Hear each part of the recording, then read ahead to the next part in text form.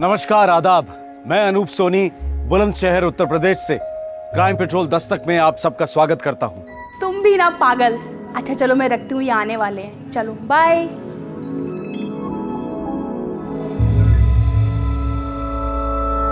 मुझे नहीं पता था आप मेरे पीछे खड़े हो। और मुझे भी नहीं पता था कि मेरे पीठ पीछे ये सब हो रहा है। फिर से शुरू हो गया? तुम रुकने का नाम नहीं लेती। सहेली थी मेरी बचपन की। कोई यार भी हो सकता है, जवानी का। छी, हमारी शादी को 18 साल हो चुके हैं। बच्चों की माँ हूँ, आपकी पत्नी हूँ आपकी। लेकिन खुश नहीं हो मुझसे। गैर मर्दों के साथ हंस हंस कर बातें करती हो, न जाने क्या क्या करती हो, और मुझसे झूठ बोलती हो। क्या कमी है मुझमें?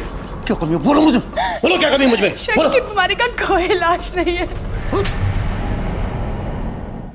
शक रिश्तों का कातिल है, ऐसा जहर जो एक शादी को धीरे धीरे कुरेद कुरेद कर जहन्नुम बना देता है। एक ऐसा कीटाणु जो एक बार पति या पत्नी के दिमाग में घुस जाए तो जीवन साथी की सारी आजादी छिन जाती है। किसी से महज मुस्कुराकर बात करना तक दुश्वार हो जाता है। और फिर अक्सर ऐसे जोड़े में से कोई एक हताश होकर जुर्म के दरवाजे पर दस्तक देता है। 31 जुलाई 2005 बुलंदशहर उत्तर प्रदेश, आज से 6 साल पहले।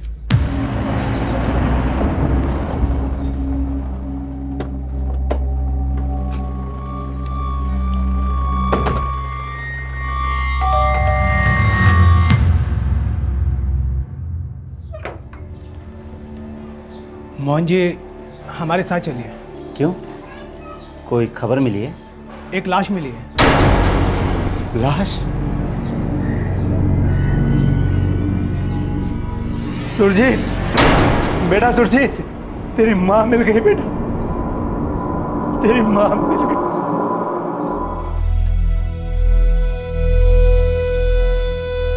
आर्निया के एक तालाब से मिली है लाश। पोस्टमार्टम की रिपोर्ट कहती है कि मौत कई दिन पहले हुई है। देखिए मोहन साहब, लाश काफी सड़ चुकी है। दिखाइए।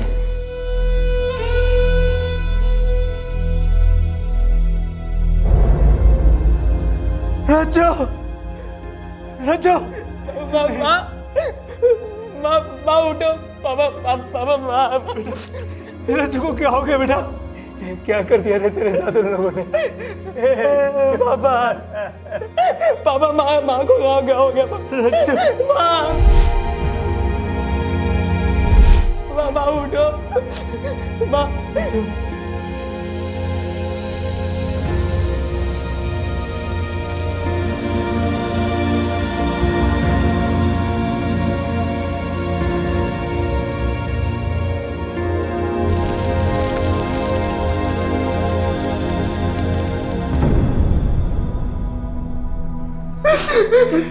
बस कर बेटा, बस कर। अरे तेरे रोने से तेरी माँ वापस थोड़ी ना आई। मोहन सिंह जी, हमें इन्फॉर्मेशन मिली है कि वो तीनों अपने अपने गांव में छुप कर बैठे हैं। हमने टीम्स भेजी हैं उन्हें अरेस्ट करने के लिए। एक टीम आप मेरी बीवी रज्जो को वापस लाने के लिए भेजिए ना। भेज सकते हैं आप, ला सकते हैं आप उसे वापस। देखिए मोहन सिंह जी, हमने काफी कोशिशें की थी, लेकिन क्या कोशिश की थी आपने? अरे 1 महीने से ऊपर हो गया मेरी बीवी को अगवा हुए, और अब जाके आपको पता चला है कि वो लोग कहाँ हैं, और वो भी सब कुछ हो जाने के बाद। मैं उन्हें छोड़ूंगा नहीं, कोर्ट जाऊंगा, उन तीनों को सजा दिला कर आऊंगा। मैं अपनी रज्जो को इंसाफ दिला कर आऊंगा। मैं 2005 की इस घटना के ठीक 1 महीना पहले पीडब्ल्यूडी इंजीनियर मोहन सिंह और उनका बेटा सुरजीत बुलंदशहर पुलिस स्टेशन आए थे दौड़े दौड़े एक कंप्लेंट दर्ज करवाने।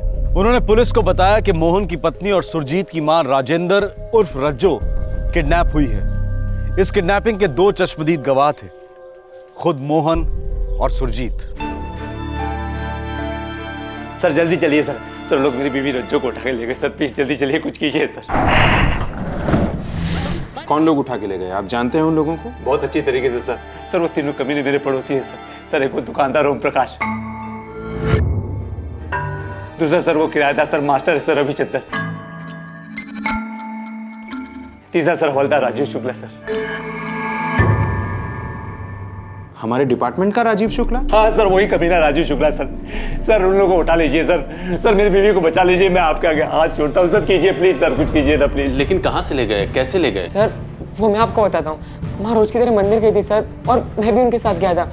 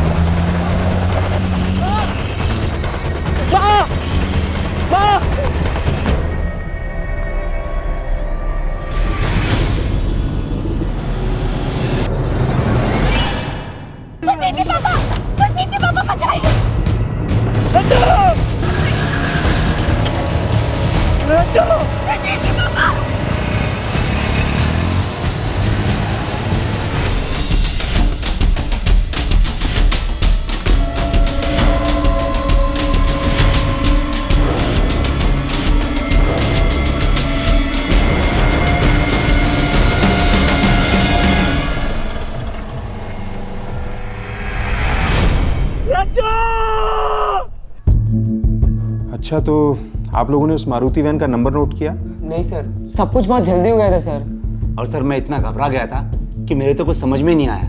लेकिन हाँ सर, वो गाड़ी सफेद मारुति वैन ही थी, पक्का सफेद मारुति वैन थी। मैंने पीछा किया है सर उस गाड़ी का। आप बता रहे थे कि तीनों किडनैपर्स ने अपने मुंह गमछों से ढके थे। हाँ जी। फिर आप कैसे कह सकते हैं कि वो तीनों किडनैपर्स रविचंद्र, ओम प्रकाश और राजीव शुक्ला ही थे? सर ये तीनों के तीनों बहुत बुरे लोग हैं सर। सर वो लोग तो सिर्फ नाम के मेरे पड़ोसी हैं सर। असल में लोग गीदड़ के खाल में छिपे हुए भेड़िए हैं। एक अरसे से सर मेरी बीवी रज्जो पर इनकी गंदी नजर थी सर। और सर वो मास्टर रविचंद्र एक नंबर का कमीना आदमी है सर वो तो। थैंक यू रज्जो जी, आप बहुत अंडरस्टैंडिंग है। कोई बात नहीं मास्टर जी, अगर किसी चीज़ की ज़रूरत पड़े तो कहने में शर्माइएगा मत। जी जरूर।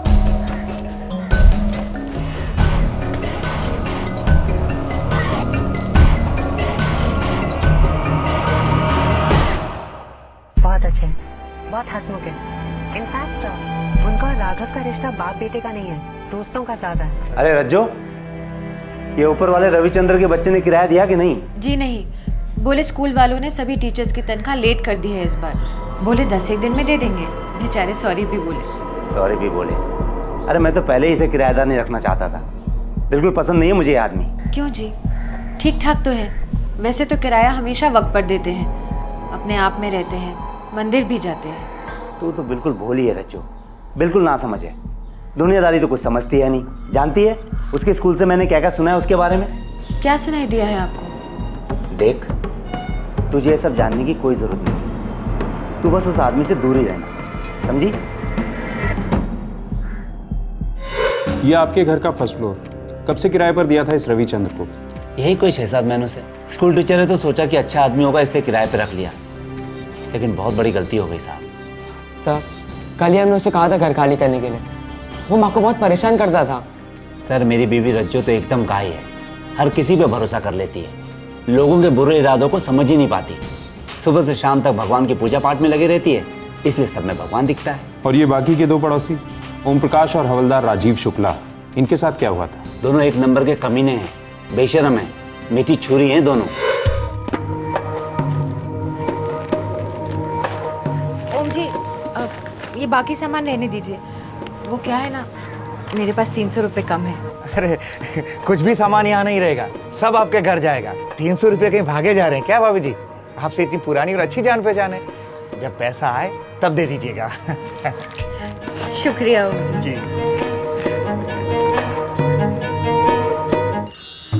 हो जाएगा तो बहुत मेहरबानी होगी राजीव जी। भाभी जी आप भी शर्मिंदा कर रहे हैं। अरे आपके लिए रेल के टिकट तो क्या, कुछ भी करेंगे। कितनी भली हैं आप, बहुत अच्छी भाभी। लाइए प्रसाद खिलाइए। शुक्रिया।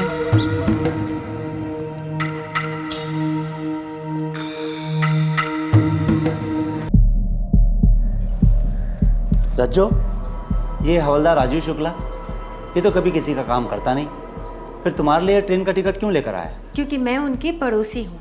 माँ मैंने कहा था ना मैं ले आऊँगा। आप हमेशा दूसरों से काम क्यों करवाती है? और वो दुकानदार ओम प्रकाश, वो तो कभी किसी को 1 रुपये का उधार देता नहीं है, फिर तुम्हारे साथ महीने भर का खाता खोलने की बात क्यों करता है? क्योंकि वो जानते हैं कि मैं कहीं भागने वाली नहीं हूँ। लेकिन वो लोग तुम्हारे पीछे भाग रहे हैं, ये बात तुम कब समझोगी रज्जो? माँ एक नंबरी लिच्चड़ आदमी ओम प्रकाश, और वो हवलदार वो भी कुछ कम नहीं है। अरे आप उससे बात क्यों करती हो माँ? तुम दोनों को हो क्या गया है? जब देखो मेरे साथ ऐसे पेश आते हो जैसे मुझे कुछ हो जाएगा। मैं कोई बच्ची हूँ क्या? अरे बच्ची नहीं हो, लेकिन नादान तो हो, भोली हो, बिल्कुल भोली। उन लोगों के इरादों को बिल्कुल नहीं समझती हो। अरे लक्षण रज्जो दस्तक होते हैं, दस्तक। इससे पहले कि तुम्हारे साथ कुछ गलत हो जाए तुम समझ जाओ ना।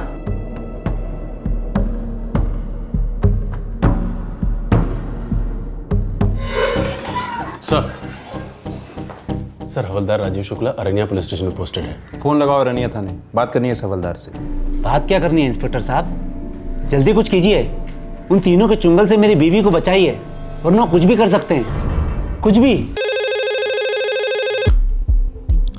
हेलो, अरनिया थाना। बुलंदशहर थाने से पीएसआई गजेंद्र सिंह बोल रहा हूँ। सलाम सर, कांस्टेबल आजम खान बोल रहा हूँ। कांस्टेबल राजीव शुक्ला है ड्यूटी पर? नहीं सर, वो आज ड्यूटी पर नहीं है। छुट्टी पर है? नहीं सर, ऐसा कुछ भी नहीं बोले, बस आज आए नहीं है। पता नहीं क्यों उनका मोबाइल भी ऑफ है। मोबाइल ऑफ है? रविचंद्र जी मैथ्स पढ़ाते हैं यहाँ पर। बात क्या है इंस्पेक्टर? आज छुट्टी क्यों ली है उन्होंने? छुट्टी ली कहाँ, बस आए ही नहीं है। आज 4 ज़रूरी क्लासेस शेड्यूल थी उनकी, ना फ़ोन ना कुछ, मोबाइल भी स्विच ऑफ। वैसे बात क्या है इंस्पेक्टर? कुछ बताकर नहीं गए, बोले कि तुम दुकान संभालो। ओम प्रकाश जी का मोबाइल क्यों स्विच ऑफ है? वो ही जाने, वो कभी बताते नहीं और मैं कभी पूछती नहीं। अपनी मर्जी के मालिक हैं वो।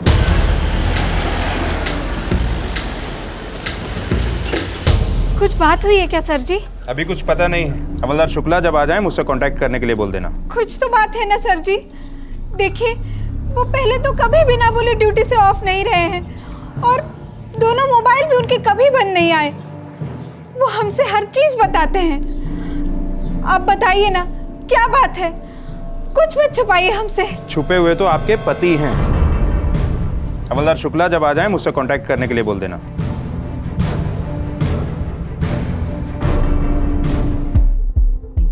सर वो तीनों काम पर नहीं आए हैं और उनके मोबाइल भी स्विच ऑफ हैं। गजेंद्र, तीनों गायब हैं। सर मुझे लगता है मोहन सिंह का शक सच हो सकता है। पता लगाओ तीनों के और कोई घर वर तो नहीं है। खास दोस्त, अड्डे, सबका पता लगाओ। ठीक है सर। मिसेस रज्जो मोहन सिंह की आबरू ही नहीं, जान भी खतरे में हो सकती है।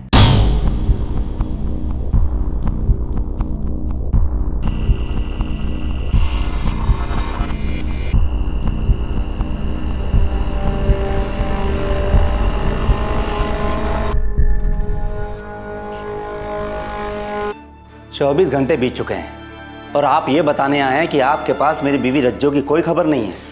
देखिए, हमने आसपास के पुलिस थानों को भी शामिल किया है। रज्जो जी की फोटोग्राफ्स भी सर्कुलेट हुई और सारे चेक नाके सफेद मारुति वैन पे नजर रखे हुए हैं। लेकिन कोई तो खबर होगी मेरी बीवी रज्जो की। एक खबर है। क्या? जिन 3 पड़ोसियों के नाम आपने लिए थे, स्कूल टीचर रविचंद्र, किराने वाला ओम प्रकाश और हवलदार राजीव शुक्ला, ये तीनों के तीनों गायब हैं। ये खबर है? अरे ये वो हकीकत है जो मैं पहले ही आपको बता चुका हूं। अरे उन तीनों ने ही मेरी बीवी का अपहरण किया है और 24 घंटे बीत चुके हैं। इंस्पेक्टर साहब, 24 घंटे! अरे इतने समय में तो किसी भी औरत के साथ कुछ भी हो सकता है। मेरे बारे में तो सोचिए, मेरे लड़के पे क्या बीत रही होगी। आपके घर में भी तो औरतें होंगी ना इंस्पेक्टर साहब। गजेंद्र, उन तीनों के गांव में टीम्स भेजी थी, कोई खबर? उन्नाव, रहीमपुर, सोना गांव, तीनों जगह से हमारी टीम खाली हाथ वापस आई है। वो तीनों अपने गांव में तो पक्का नहीं है सर। कहीं ना कहीं तो जरूर होंगे गजेंद्र। हमारे खबरियों को एक्टिवेट करो, हवलदार राजीव शुक्ला के खबरियों को भी इकट्ठा करो। लानत है कि हमारे डिपार्टमेंट का कोई शामिल है इस घिनौनी हरकत में। यार, जब पुलिस वाला शामिल है तो दूसरे पुलिस वाले काहे पंगा लेंगे? सब अपनी अपनी बिरादरी को बचाने में लगे हुए हैं। अरे तो हमारी पीडब्ल्यूडी की बिरादरी भी कोई छोटी मोटी नहीं है। मोहन सर, आप सीधे बड़े साहब को एक नोट भेजिए तुरंत। हाँ साहब, बिल्कुल भेज दीजिए। वो तो मैं कब का भेज चुका हूँ। बड़े साहब सीधा कलेक्टर साहब से बात करेंगे ना, तभी कोई पत्ता हिलेगा। मैं तो अभी कहता हूँ पुलिस वालों भरोसा मत करो। यार भरोसा तो मेरी पत्नी रज्जो ने किया था उन तीनों कुत्तों पर। देखा कैसे काट खाए। मैंने उसे कितनी बार कहा था, उन लोगों से मिलना जुलना खतरे से खाली नहीं। मैंने उसे समझाया था, उनसे बात मत करना, उनकी तरफ देखना भी नहीं, लेकिन वो मानी नहीं। सारा बुलंदशहर हिल गया था। एक सरकारी अफसर की पत्नी किडनैप हुई थी और 1 महीने से उसकी कोई खबर नहीं थी। तीनों नामजद स्कूल टीचर रविचंद्र, दुकानदार ओम प्रकाश और हवलदार राजीव शुक्ला भी 1 महीने से गायब थे। उनका कोई नामो निशान नहीं मिल रहा था। 4 परिवार निराशा की गिरफ्त में थे और पुलिस फोर्स बिल्कुल बौखलाई हुई। बुलंदशहर पुलिस पर सरकारी डिपार्टमेंट का प्रेशर था। 24 घंटे निगरानी रखी जा रही थी, लेकिन तीनों नामजदों की कोई खबर नहीं थी, मानो वो हवा हो चुके थे। ये तो लेने के देने पड़ गए। मैंने तो पहले ही कहा था, हमें भागना नहीं चाहिए था, यहीं रुक जाना चाहिए था। अरे नाना, और मुश्किल होती, डिपार्टमेंट वाले चमड़ी उधेड़ लेते हमारी। तो अब क्या करें? मास्टर जी तुम ही कुछ करो भाई, पानी सर के ऊपर चढ़ता जा रहा है यार। मुझसे मत पूछो हवलदार साहब, तुम ही कुछ सोचो। इस चीज़ के बारे में तुमसे अच्छा कौन जान सकता है। मुझे तो लगता है कि 2-4 दिन हमें ऐसे तैसे और काट लेने चाहिए, उसके बाद अपने अपने घर को चुपचाप चले जाते। अपने अपने घर को? तो फिर हम आखिर भागे क्यों? और जवाब क्या देंगे रज्जो जी के बारे में? हाँ?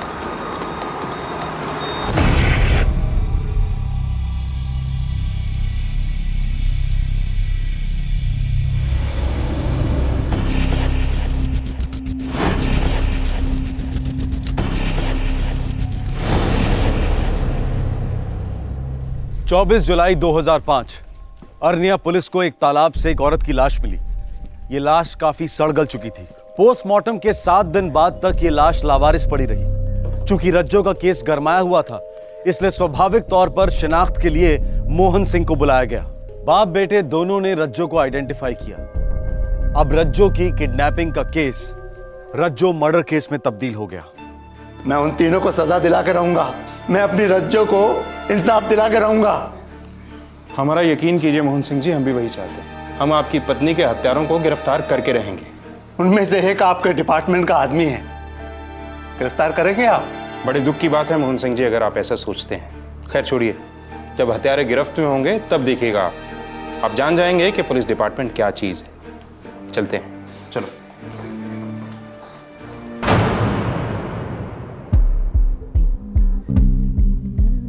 Thank you sir. Thank you sir. Gajendra, 7 दिनों का नोटिस पीरियड दे दो। 8वें दिन तीनों को भगौड़े करार कर दो।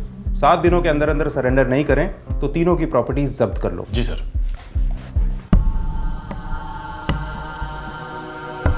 देखो भाई, हम लोगों के पास कोई और चारा तो है नहीं, और वैसे भी हमारे कारण हमारे घर वालों की तो बैंड बज चुकी है। रज्जो जी इस दुनिया में नहीं है और अब बहुत जल्द हम भी वहीं जाने वाले हैं। हम तीनों की कब्रें खुद चुकी हैं। तो फिर हम जिंदा लाशों की तरह क्यों भटकते रहे?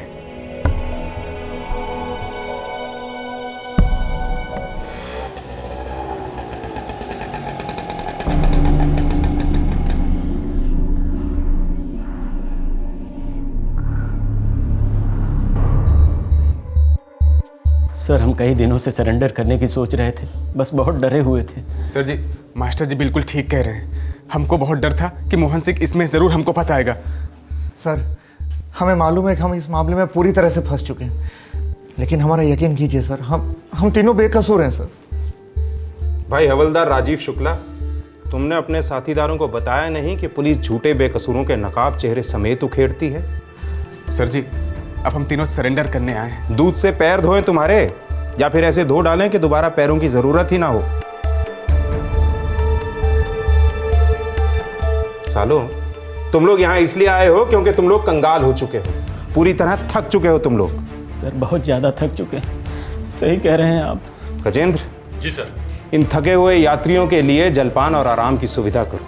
बहुत लंबी तीर्थ यात्रा से आए हैं ये लोग। 2-4 घंटों में अगर ये सच ना बोलें तो हम इन्हें चारों धाम के दर्शन करवाएंगे। उसके बाद या तो ये सच बोलेंगे या फिर बोलेंगे ही नहीं।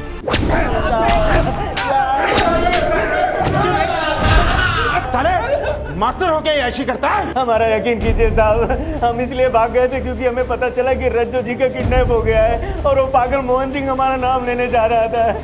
साहब, भगवान की कसम, इस किडनैपिंग के बारे में हम लोग को कुछ भी मालूम नहीं था। हमारा कोई हाथ नहीं था इसमें। तुम तीनों की उस औरत पे नजर थी। एक अधेड़ उम्र की शादीशुदा औरत को तुम तीनों ने मिलकर बर्बाद किया। पुलिस की पूछताछ पूरे 4 दिन तक चली।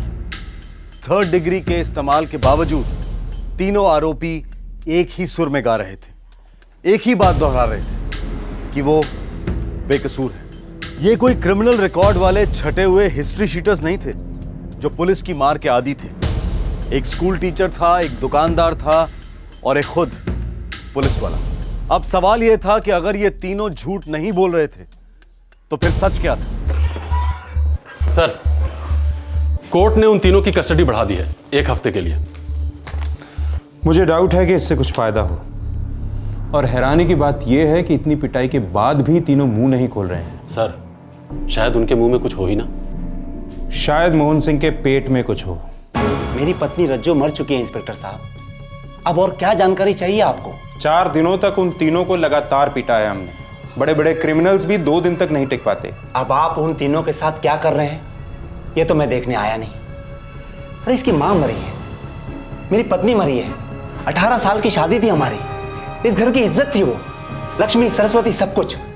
और सबसे बड़ी बात, अभी तक ये पता नहीं चल पाया है कि उन तीनों ने उसे मारने से पहले उसके साथ क्या क्या किया था। फिर भी अगर आपसे नहीं होता है ना तो आप उन तीनों को मेरे और मेरे बेटे के हवाले कर दीजिए। हम सच उगलवाएंगे उनसे, चाहे जितना भी वक्त लग जाए। मिस्टर रविचंद्र और हवलदार राजीव शुक्ला के बेल के कागजात। और ओम प्रकाश? उनकी जमानत नहीं। क्यों? ये तो आप कोर्ट से जाके पूछिए। फिलहाल मेरे ये 2 क्लाइंट्स और 1 दिन भी जेल में नहीं होने चाहिए। वैसे भी काफी टॉर्चर किया आपने उनका। वकील साहब, साइकिल चोरी के केस में अंदर नहीं हुए हैं ये तीनों।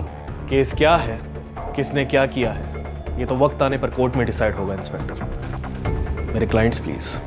गजेंद्र। जी सर। रविचंद्र और राजीव शुक्ला के ऑर्डर्स तैयार करो। Yes sir. तीनों आरोपी पूरे 2 महीने पुलिस कस्टडी में रहे, जहां उनसे हर तरीके से पूछताछ की गई, पर केस रत्ती भर भी आगे नहीं बढ़ा। अरे रविचंद्र, राजीव शुक्ला, चलिए आप लोगों की जमानत हो गई है। हाँ? अरे हवलदार साहब, मैं ओम प्रकाश, मेरी जमानत? अरे नहीं नहीं, इन दोनों की हुई है सिर्फ। रविचंद्र और राजीव शुक्ला की बेल मंजूर हो गई क्योंकि उनके वकील एडवोकेट मसीह ये साबित कर पाए थे कि किडनैपिंग के दौरान वो किसी और ही जगह मौजूद थे। दुकानदार ओम प्रकाश के लिए की गई आर्ग्यूमेंट से कोर्ट संतुष्ट नहीं था और उसकी बेल रिजेक्ट हो गई। सर, मेरी बीवी के 2 हत्यारों को बेल हो गई है। वो खुलेआम घूम रहे हैं, मजे ले रहे हैं, जबकि उन्हें उम्र कैद की सजा होनी चाहिए। मोहन सिंह, केस कोर्ट में है और कानून को अपना काम करने दो। फिर तो गई भैंस पानी में सर, फिर तो कुछ भी नहीं होगा। सर, आपसे रिक्वेस्ट है, होम मिनिस्टर को कम से कम एक ऑफिशियल लेटर भेजिए ना प्लीज। होम मिनिस्ट्री को लेटर लिखना बचकानी हरकत होगी, और अब वो जमाना नहीं रहा जब केस सॉल्व होने में बहुत ज्यादा समय लगता था। देखना, बहुत जल्द केस की सुनवाई होगी, केस फास्ट ट्रैक चलेगा। फिर भी सर, अगर ऊपर से थोड़ा दबाव रहेगा तो केस और भी फास्ट ट्रैक हो जाएगा। सर, मेरे बारे में सोचिए, मेरे बेटे के बारे में सोचिए। सर, वो तो जवान है, उसका तो खून खोलेगा ही खोलेगा, खास तौर से तब जब वो दोनों आंखों के सामने होंगे। मोहन सिंह, मुझसे जो भी बन पड़ेगा मैं करूंगा, तुम कानून पे भरोसा रखो। देखो, तुम लोगों का केस मैंने लिया है, इसलिए तुम लोगों को इंसाफ दिलाना मेरा काम है, और अगर तुमने जुर्म किया भी है तो तुम्हें कम से कम सजा दिलाना मेरा फर्ज।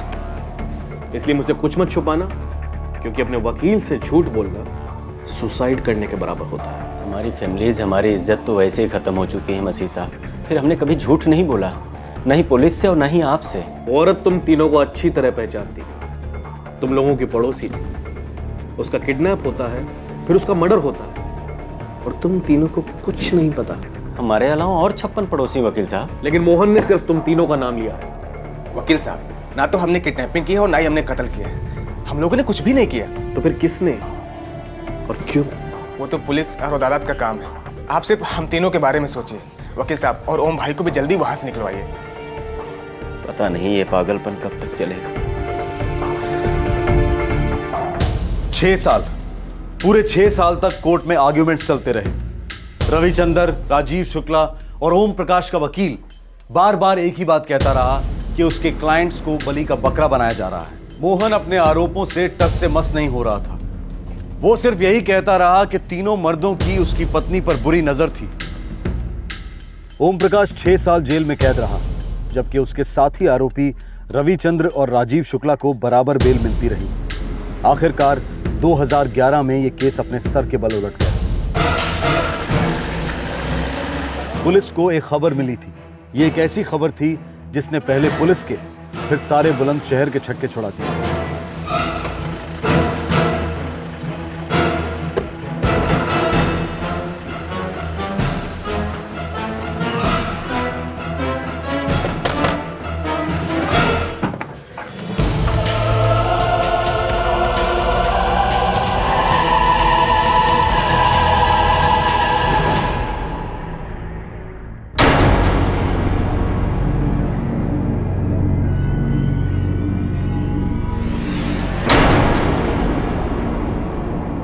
पूरे 6 साल बाद बुलंदशहर पुलिस के सामने एक औरत खड़ी थी जो ये कह रही थी कि वो रज्जो है, वही रज्जो जो अगवा की गई थी, वही रज्जो जिसकी मौत हो चुकी है। क्या ये वाकई मोहन सिंह की बीवी थी? और अगर थी तो फिर अपहरण किसका हुआ था और लाश किसकी मिली थी? 2005 के पेचीदा केस की गांठें अब जाकर 2011 में खुलने लगी। मोहन सिंह जी, हम कर करा के और कर क्या सकते हैं? कानून ने रविचंद्र और राजीव शुक्ला को बेल दी है। वैसे वो अभी तक शक और कानून के दायरे से बाहर नहीं है। लेकिन आप कानून के रखवाले तो है ना इंस्पेक्टर साहब, आप उन दोनों के खिलाफ और सबूत इकट्ठा क्यों नहीं करते? सर जी, 6 साल में जो बन पाया है हमने किया है। नहीं किया है इंस्पेक्टर साहब, मेरी बीवी को मारकर नहर में फेंक दिया गया और अभी तक आप ये पता नहीं लगा पाए कि उसको मारने से पहले उसके साथ क्या क्या किया गया था। आपको अभी तक मर्डर वेपन नहीं मिला है, आपको वो सफेद रंग की मारुति वैन नहीं मिली है जिसमें मेरी बीवी को अगवा किया गया था। 6 साल बहुत होते हैं इंस्पेक्टर साहब इन सारी चीजों को ढूंढने के लिए, और छुपाने के लिए भी बहुत होते हैं मिस्टर मोहन सिंह। 6 साल काफी लंबे होते हैं। बात 5-6 साल की नहीं है। वक्त पर हमारा अधिकार नहीं होता है, उसे हम नहीं बनाते। पर इज्जत हम खुद बनाते हैं, उसकी रक्षा भी करते हैं। एक बार वो चली गई तो वापस कभी नहीं आती। अब कभी भी रिहा हो जाऊं, क्या फर्क पड़ता है? शक ने तो उम्र कैद की सजाई दी है, मुझे भी और मेरे परिवार को भी। कुछ समझ में नहीं आ रहा साहब, मैं दुकान संभालूं या घर? हमारी बेटी की उम्र शादी के लायक हो चुकी है, पर उसके लिए कोई रिश्ता नहीं आता। सब कहते हैं उसका बापू खूनी है, गंदे गंदे इल्जाम लगाते रहते हैं। और हमारा बेटा, वो तो अपने बापू से मिलने तक नहीं जाता, अपने नाम के साथ उनका नाम तक नहीं जोड़ता। ये सजा कब तक चलेगी साहब? देखिए, जब अदालत अपना फैसला सुनाएगी तभी पता चलेगा।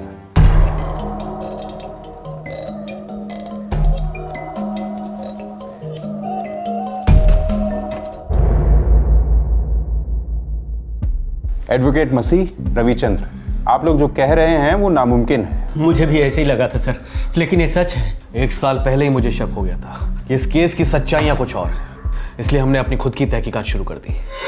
वकील साहब, ये हर बार ही तारीख शिफ्ट हो जाती है, छुट्टी वेस्ट हो जाती है मेरी, बेचैनी बढ़ती है। कब अपना नाम क्लियर कर पाऊंगा पूरी तरह? रवि, अब जो कुछ करना है हमें खुद करना होगा। क्या मतलब वकील साहब? मतलब ये कि कोर्ट जब तक पुलिस को आगे इन्वेस्टिगेशन करने के लिए नहीं कहती तब तक पुलिस कुछ नहीं करेगी। कोर्ट में हजारों केस चल रहे हैं, मगर तुम्हारे पास जिंदगी सिर्फ एक है। तो हम क्या कर सकते हैं वकील साहब?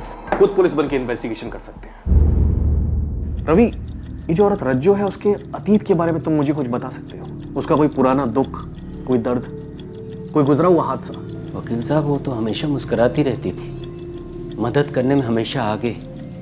बस एक बार आंखों में आंसू देखे थे उसके। हाँ भैया, सुनाइए। अच्छा, अरे ये तो बहुत अच्छी खबर है। लड़की कहाँ की है? लड़की बिहाना गांव की है। नहीं नहीं भैया, मैं नहीं जानता हूँ बिहाना गांव के बारे में। अच्छा भैया, रखता हूँ, पाए लागू। मास्टर जी। जी रज्जू जी। वो आप अभी बिहाना गांव के बारे में बात कर रहे थे ना? अरे हाँ, मेरे भतीजे की शादी तय हुई है, लड़की बिहाना की है। आप जानती है बिहाना गांव को? मेरा मायका है बिहाना। अरे वाह, कैसा है ये गांव? बड़ा है क्या? अभी कैसा है पता नहीं। क्या हुआ रज्जू जी? कुछ नहीं, कुछ नहीं। मतलब रज्जो एक अरसे से अपने मायके नहीं गई थी? हाँ, हो सकता है। चलो हम चलते हैं। फिर आप दोनों बिहाना गए, क्या पता चला वहां से? एक दूसरे ही गांव का पता मिला। क्या मतलब? बिहाना गांव के लिए रज्जो जी मर चुकी थी। अगर कोई 7 साल तक गायब रहे तो आपका कानून भी उसे मरा हुआ घोषित कर देता है। मेरी बहन 23 साल पहले इस घर से ब्याह कर गई थी, तब से दोबारा उसने इस घर में एक बार भी कदम नहीं रखा। न उसने खबर दी और न ली। आपने कोशिश भी नहीं की? ताली एक हाथ से नहीं बजती वकील साहब। रज्जो के लिए हम मर चुके हैं, तो हमें भी जिंदा होने का कोई शौक नहीं है। नमस्कार।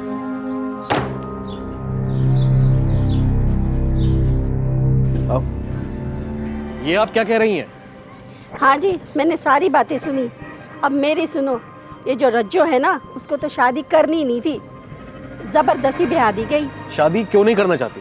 एक स्कूल का मास्टर था विक्रम सिंह, उसके साथ इसकी मंगनी हो गई थी, लेकिन पता नहीं क्या हो गया, मंगनी टूट गई। उसके बाद तो समझो ये जोगन बनने चली थी रज्जो। माँ जी, ये विक्रम सिंह कहाँ पढ़ाता था? बोला तो स्कूल में। नहीं, किस स्कूल में? अब मैं क्या जानूं, स्कूल से मेरा क्या लेना देना। हमें लगा शायद कोई लेना देना हो, 1% चांस तो हो सकता है। स्कूल कैसे ढूंढा आप लोगों ने? 6 महीने तक अलग अलग जिलों के स्कूलों के रिकॉर्ड्स की खाक छान मारी हमने। पिछले 38 सालों में हमारे स्कूल में जितने भी अध्यापक रह चुके हैं उन सबके नाम इस रजिस्टर में हैं, और यहाँ भी। विक्रम सिंह क्या पढ़ाते थे मालूम नहीं? एक भूगोल विक्रम सिंह थे जो इस दुनिया में नहीं रहे बेचारे, और एक खड़ूस विक्रम सिंह थे जो इस दुनिया में रहते हुए भी ना रहे जैसे हैं। क्या मतलब? मतलब अपने आप में खोए रहते हैं। ऐसे खामोश अध्यापक सारे जिले में ना मिले हैं। अभी कहाँ मिलेंगे? अरे वही मंदिर के पास वाली गली में तो रहते हैं। क्या बताऊं सर, रिटायरमेंट के करीब पहुंच चुके हैं और हनुमान जी की उपासना छोड़कर कामदेव जी के भक्त बने बैठे हैं। क्या मतलब? अरे वही के बस 5 साल पहले तो उन्होंने शादी की है।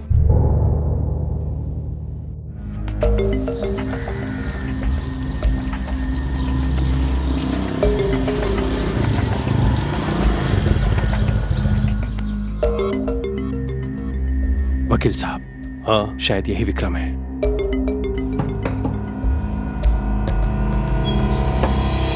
अरे आप आ गए? रज्जो जी? हाँ वकील साहब, ये तो रज्जो जी हैं।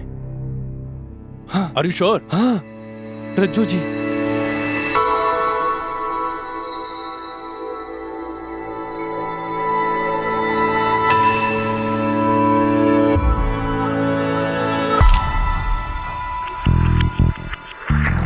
शक्ल तो मिलती है सर, दोनों एक ही शक्लें हैं और रज्जू जी ही हैं। भारत नगर है गांव का नाम। मैंने आसपास वालों से पूछा था, सबने यही कहा कि 6 साल पहले शादी करके लाया था उसे, एग्जैक्टली उसी टाइम जिस वक्त रज्जो यहाँ बुलंदशहर से गायब हुई थी, और बाद में पता नहीं किसी की लाश मिलती है। इंस्पेक्टर, ये बहुत बड़ी साजिश है। और कुछ एडवोकेट मसीह? इंस्पेक्टर साहब, ये बहुत कुछ है, और मैं किसी अच्छी खबर की उम्मीद करता हूँ। ये खबर जब तक हम लोग चेक नहीं कर लेते, आप दोनों अपने पास ही रखें। खबर तो पक्की है इंस्पेक्टर साहब, और अगर आप एक्शन ले रहे हैं तो हमें किसी को बताने की क्या जरूरत है। इजाजत दीजिए। जी नमस्कार। क्या लगता है गजेंद्र? सर, मुझे तो ये सारी कहानी मनगढ़ंत लगती है, लेकिन शक्ल मिलती है। भारत नगर चलने की तैयारी करो। रज्जो की किडनैपिंग और उसकी हत्या के पूरे 6 साल बाद खबर आई कि रज्जो जिंदा है। वो अपने 18 साल पहले के मंगेतर विक्रम के साथ नया घर बसाकर रह रही थी। एक आरोपी और उसके वकील ने ये चौंकाने वाली खबर लाकर दी थी, और बतौर सबूत उन्होंने एक फोटोग्राफ पेश की। लेकिन पुलिस के लिए ये फोटोग्राफ फिलहाल महज एक सुराग था, सबूत नहीं। सबूत उन्हें पुलिस प्रोसीजर्स के तहत इकट्ठा करके अदालत के सामने पेश करने थे। ये केस बहुत ज्यादा सेंसिटिव था, क्योंकि पिछले 6 सालों में 4 परिवारों पर कहर टूट चुका था। 3 आरोपियों का परिवार और एक पीड़ित का परिवार। रज्जो की सच्चाई जानने के लिए पुलिस की टीम तुरंत बुलंदशहर से निकल पड़ी। इस केस का एक नया पहलू उनके लिए इंतजार कर रहा था।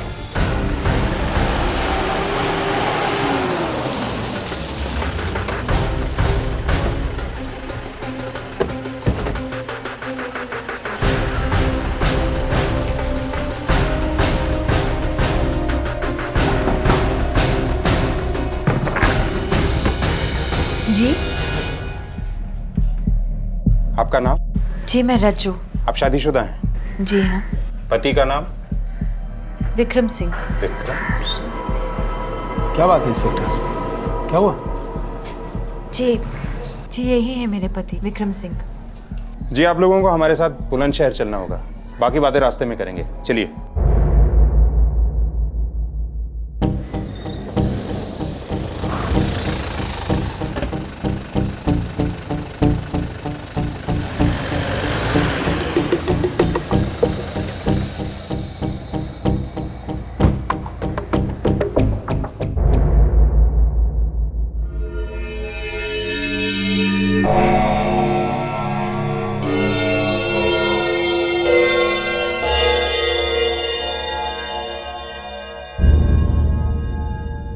ओम प्रकाश, कौन है ये औरत? रज्जो जी। हवलदार? रज्जू भाभी साहब। मास्टर जी। सर, मैं तो पहले ही बता चुका हूँ। ओपन एंड शट केस है इंस्पेक्टर। मेरे तीनों क्लाइंट्स क्लीन हैं। रुकिए एडवोकेट मसीह साहब, रुकिए। अभी मोहन सिंह जी और सुरजीत ने कुछ कहा नहीं है। मोहन सिंह जी, मैं इस औरत से जानना चाहता हूं, ये कौन है?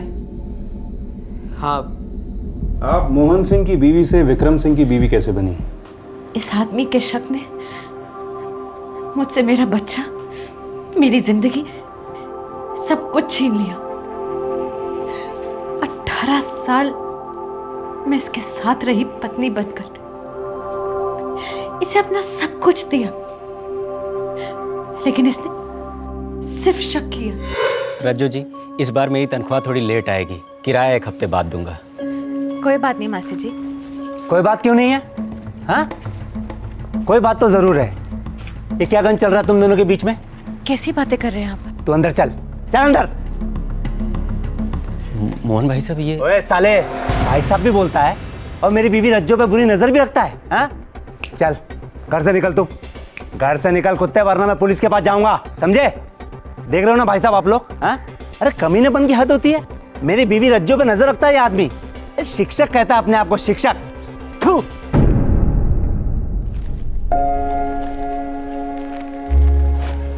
ओम जी, अब ये बाकी सामान रहने दीजिए, मेरे पास 300 रुपए कम है।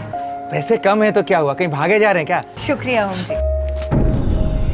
पैसे तो कहीं भागे नहीं जा रहे हैं, लेकिन तू भागने का प्लान बना रहा है मेरी बीवी के साथ, हैं? मैं तेरी नीयत को अच्छी तरह समझता हूँ। अरे बेशरम है साला, दुकान की आड़ में सिटियाबाजी करता है, हैं? ये क्या कह रहे हैं, क्या बकवास कर रहे हैं? चुप कर ओम प्रकाश के बच्चे। तेरी लीचड़गिरी सारी दुनिया जानती है, हर औरत के सामने ही हु हा हा, हैं? लेकिन ध्यान रहे, मेरी बीवी से दूर ही रहना, नहीं तो तेरी ये सड़ी दुकान और तुझे दोनों को बंद करवा दूंगा। तू जानता नहीं है मेरी पहुंच कहां तक है। आप लोग भी मोहल्ले में एक ही दुकान मिलती है क्या आपको? हैं? अरे बेशरम है साला, 1 नंबर का, दुकान के आड़ में सटियाबाजी करता रहता है ये। मेरी बीवी से दूर रहना, समझे? अरे भाभी जी, मंदिर से आ रही हैं, लाइए प्रसाद खिलाइए।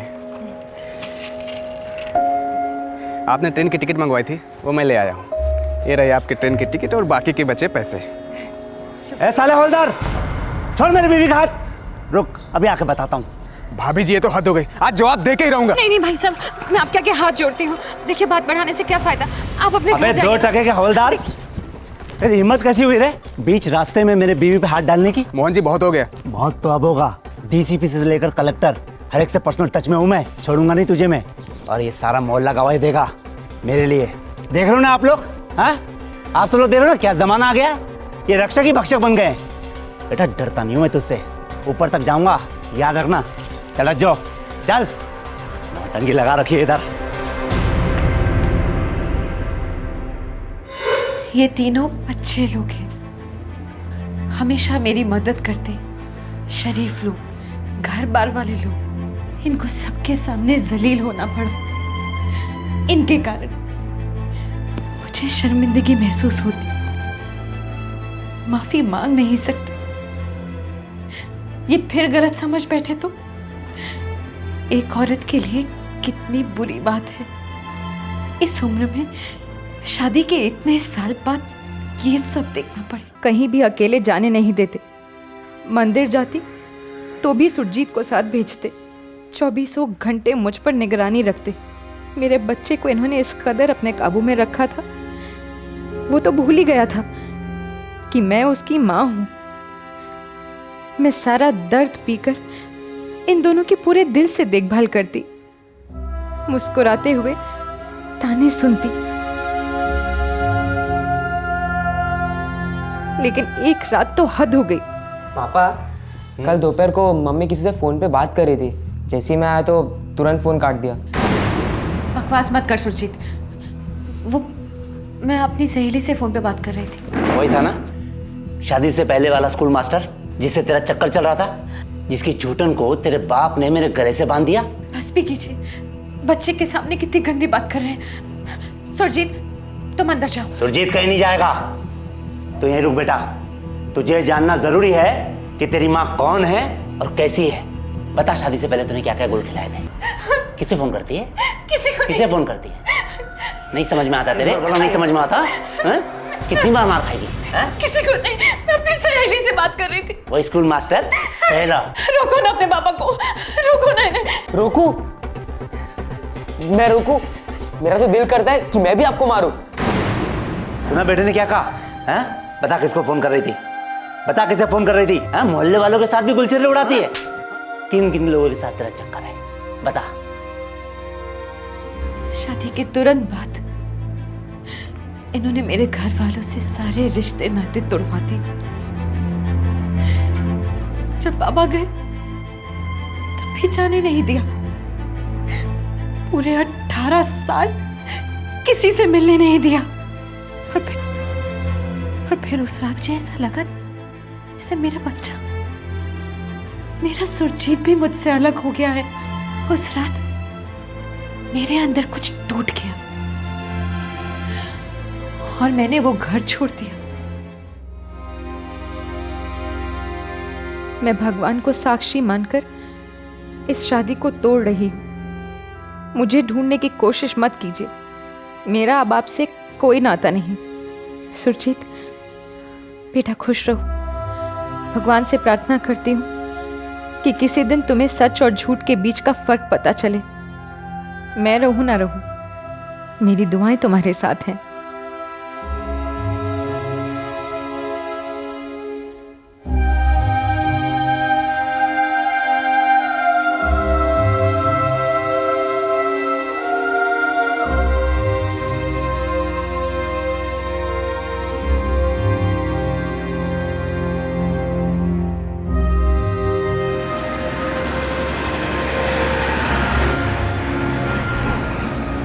मेरे पास 2 रास्ते थे, या माँ बाप के यहाँ लौट जाऊं या फिर बनारस जाकर किसी आश्रम में भर्ती हो जाऊं।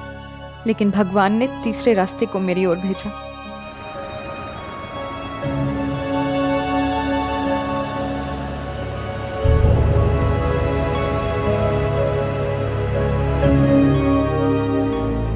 इनके सारे घिनौने इल्जामात झूठे हैं। शादी से पहले मेरी विक्रम जी से सगाई हुई थी। जी हाँ इंस्पेक्टर, दरअसल मेरे पिताजी की मृत्यु की वजह से ये शादी नहीं हो सकी। उसके बाद मैं शादी करना ही नहीं चाहती थी, लेकिन बाबा के कहने पर इनसे शादी की। लेकिन शादी के बाद इन्हें अपना सब कुछ माना, सिर्फ इन्हें। किसी दूसरे की तरफ देखा तक नहीं, पूरे 18 साल। बस मुझे और जिल्लत नहीं सहनी थी। और जब रज्जो ने मुझे अपनी सारी बात बताई तो मैंने इनके सामने शादी का प्रस्ताव रखा। और मेरी खुशकिस्मती है कि इन्होंने हाँ कर दी। अपनी सारी बुरी यादें भुला दो अब रज्जो, और आज से एक नई शुरुआत। आधी जिंदगी तो खत्म हो गई ना विक्रम जी। लेकिन अभी आधी जिंदगी तो बाकी है ना रज्जो, और नियति की जो मर्जी है उसे हमें स्वीकार तो करना पड़ेगा ना। अब मुस्कुरा दो।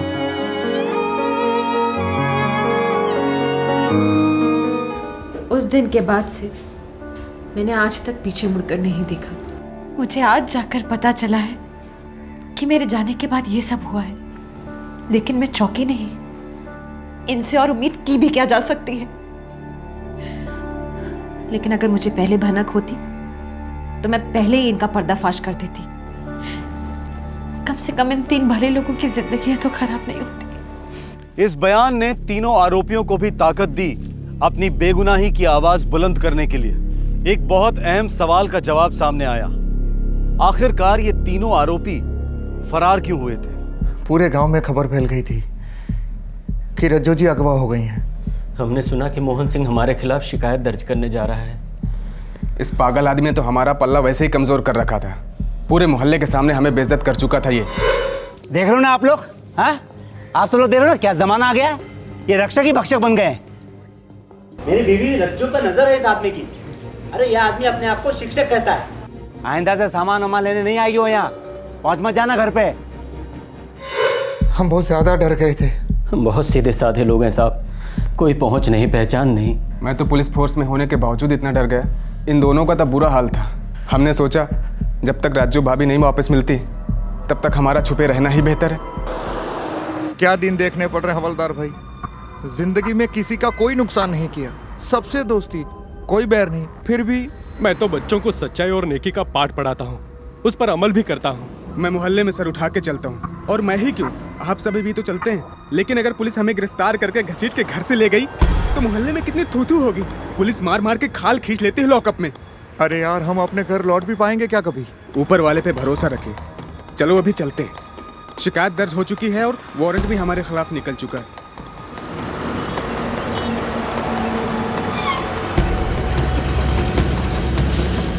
हम रोज भगवान से प्रार्थना करते थे कि रज्जो भाभी के अपहरणकर्ता उन्हें छोड़ दें, ताकि हम इज्जत के साथ अपने घर लौट सकें। बहुत बुरी हालत हो गई थी हमारी, घर वालों की याद, और ऊपर से पैसे भी सारे खत्म हो गए थे। लेकिन 1 महीने बाद जब लाश मिलने की खबर आई तो हमें लगा कि अब और भागने छुपने में कोई फायदा नहीं, कब्रें खुद गई हैं हमारी। हमारे पास सरेंडर के अलावा और कोई चारा नहीं था। रज्जो जी, आप ही अदालत को बताइए, एक आप ही हैं जो तीनों की खोई हुई इज्जत वापस दिला सकती हैं। बताऊंगी, सब कुछ बताऊंगी जी। तो अब आप बताइए मोहन सिंह साहब, ये औरत कौन है? मैं नहीं जानता। ये तुम्हारी पत्नी रज्जो नहीं, सुरजीत की माँ रज्जो नहीं? सुरजीत की माँ और मेरी पत्नी रज्जो को हमने अपने हाथों से आग दी, और मरने के बाद कोई इंसान वापस जिंदा नहीं होता। हो सकता है ये मेरी पत्नी रज्जो की हमशक्ल हो, प्लास्टिक सर्जरी का भी कमाल हो सकता है, बहुत कुछ हो सकता है, लेकिन मुझे पूरा यकीन है कि इस औरत को इस चालाक वकील ने खड़ा किया है ताकि मेरे पत्नी के ये तीनों कातिल आजाद हो सके। ये मेरी पत्नी रज्जो नहीं है, हो ही नहीं सकती। क्यों बेटा, ये तेरी माँ है? नहीं, मेरी माँ मर चुकी है। कहानी ने एक और जबरदस्त ट्विस्ट ले लिया था। मोहन सिंह और सुरजीत दोनों ही रज्जो को पहचानने से साफ इनकार कर रहे थे। फिर एक बार शक की सुई डगमगाई। क्या मोहन सिंह की बातों में जरा सी भी सच्चाई थी? क्या रज्जो के बयान में थोड़ी सी भी खोट थी? क्या यह वाकई कोई साजिश हो सकती थी? पुलिस ने दोनों पार्टियों पर नजर रखी और दोबारा से इस केस की छानबीन शुरू कर दी। सर, वो विक्रम स्कूल टीचर है और रविचंद्र भी स्कूल टीचर है, हो सकता है दोनों मिले हुए हों। होने को तो हो सकता है, लेकिन सबसे पहले रज्जो की असलियत क्लियर करनी है। जी। तुम सबसे पहले उसके भाई से कांटेक्ट करो, अगर है तो उसका रज्जो से खून का रिश्ता है। 25 साल से हमने उसे देखा तक नहीं है, हमारा उससे कोई लेना देना नहीं है। देखिए भाई साहब, अगर आप कोऑपरेट करेंगे तो अच्छा रहेगा। बहुत से लोगों की जिंदगियां दांव पर लगी हुई हैं, इसीलिए मैं कह रहा था। मुझे क्यों एतराज होने लगा इंस्पेक्टर साहब? अभी बुला देता हूँ। सुरजीत, सुरजीत बेटे। जी पापा। बेटा, ये इंस्पेक्टर साहब जो बोले वो करो, डरो नहीं। मुझे कोई एतराज नहीं, मैं तो कुछ भी करने को तैयार हूँ, बस उस दरिंदे को सजा हो जाए।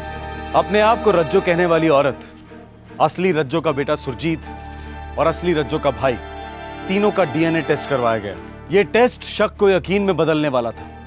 4 परिवारों को इस टेस्ट का बेहद इंतजार था और रिजल्ट ने सारे शक दूर कर दिए। रज्जो और उसके भाई का डीएनए टेस्ट मैच हुआ। रज्जो और सुरजीत का डीएनए टेस्ट मैच हुआ।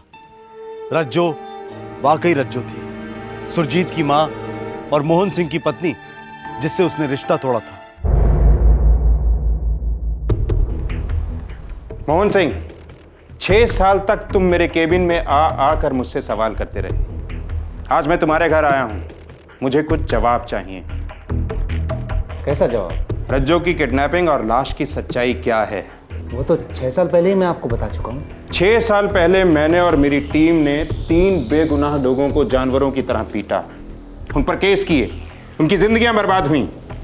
तुम्हारी जिंदगी मेरे लिए बहुत कम मायने रखती है, तो चुपचाप सच बोलोगे तो शायद जियोगे।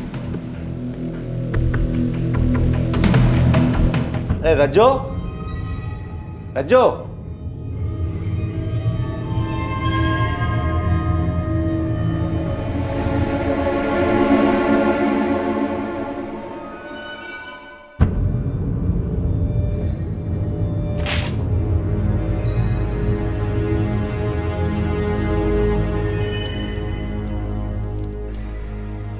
सुरजीत बेटे,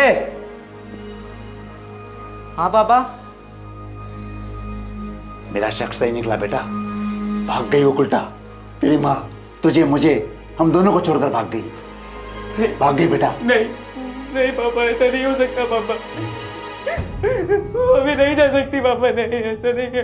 रो मत बेटा, बेटा आज से तेरा बाप तेरी माँ मैं खुद हूँ बेटा। बेटा मैं जैसे बोलूंगा वैसे ही करते जाना, करेगा ना बेटा? जैसा कहोगे वैसा ही करूँगा पापा। फिर मैंने पूरी झूठी कहानी बनाई किडनैपिंग की, और आपके पास आकर एक झूठी रिपोर्ट लिखवाई। मैंने अपने बेटे सुरजीत को अपनी तरफ कर लिया था, और मुझे पूरा यकीन था कि वो हमेशा मेरा साथ देगा। उन तीनों के नाम ही क्यों लिए, किसी और के क्यों नहीं? क्योंकि वो तीनों मुझे सबसे ज्यादा खटकते थे। मेरी बीवी उनसे सबसे ज्यादा घुल मिलकर बातें किया करती थी। बातें किया करती थी, सिर्फ बातें, शराफत से। मानो या ना मानो, मेरी बीवी बेवफा थी। वो बेवफा नहीं थी, बल्कि तुम बीमार थे, अब भी हो। शक की बीमारी से ही मरोगे तुम। लावारिश लाश की शिनाख्त में तुमने उसे रज्जो कहकर क्यों पहचाना? क्योंकि मैं जानता था मेरी बीवी रज्जो कभी वापस नहीं आएगी। मोहन जी, एक लाश मिली है, आपको शिनाख्त के लिए बुलाया है। हे भगवान। सर मैं आपको बता दूं, लाश बहुत बुरी हालत में है। लाश को पहचान पाना बहुत मुश्किल है। अपनों को तो किसी भी हालत में पहचाना जा सकता है। आप एक मिनट रुकिए, मैं अपने बेटे को साथ ले चलता हूँ। 2 जन रहेंगे तो हिम्मत बनेगी और पहचानने में चूक नहीं होगी। सुरजीत, बेटा सुरजीत। बेटा एक लाश को पहचानने जाना है, बस कहना मम्मी है, और ज्यादा जानने की जरूरत नहीं है। जी पापा, जैसा आप कहें। आर्निया के एक तालाब से मिली है लाश। पोस्टमार्टम की रिपोर्ट कहती है कि मौत कई दिन पहले हुई है। देखिए मोहन साहब, लाश काफी सड़ चुकी है।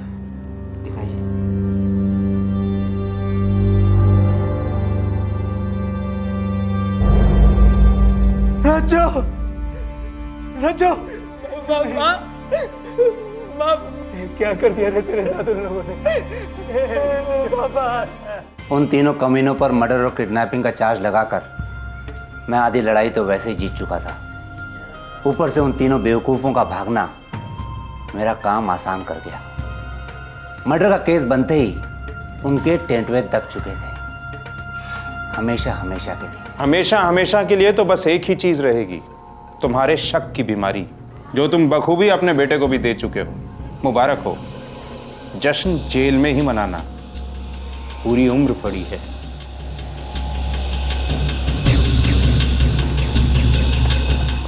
मोहन सिंह और सुरजीत को संगीन झूठे इल्जाम लगाने और झूठे बयान देने के जुर्म में गिरफ्तार किया गया।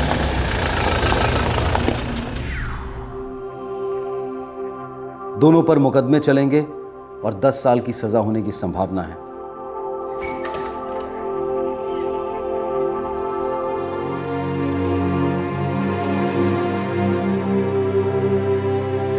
अदालत ने ओम प्रकाश को बाइज्जत बरी किया है। कांस्टेबल राजीव शुक्ला और स्कूल टीचर रविचंद्र के खिलाफ केसेस भी खारिज किए गए हैं।